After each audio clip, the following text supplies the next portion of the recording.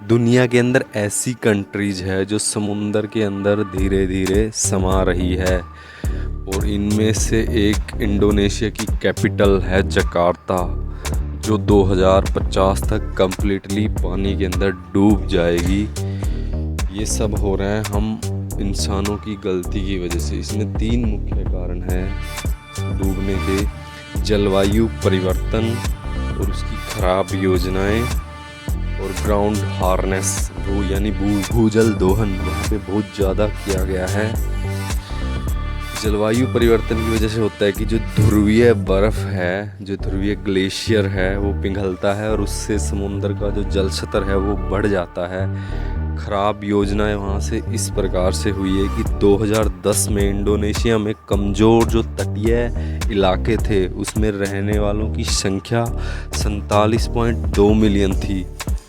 विश्व स्तर पर यह सबसे अधिक संख्या थी, सबसे अधिक जो आंकड़ा था वह था।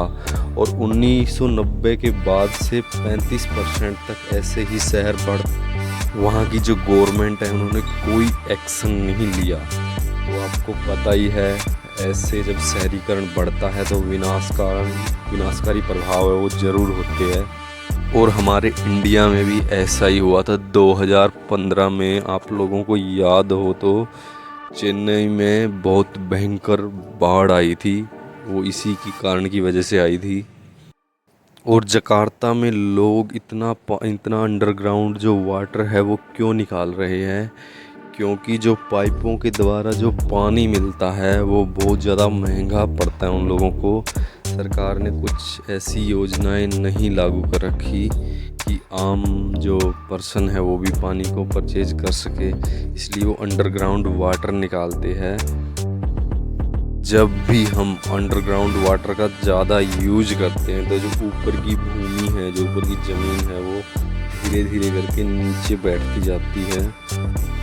रिपोर्ट की माने तो जकार्ता जो गवर्नमेंट है वो उन्होंने कितना ग्राउंड हार्नेस यानी भूजल दोहन किया वह रिपोर्ट प्रकाशित नहीं करते हैं।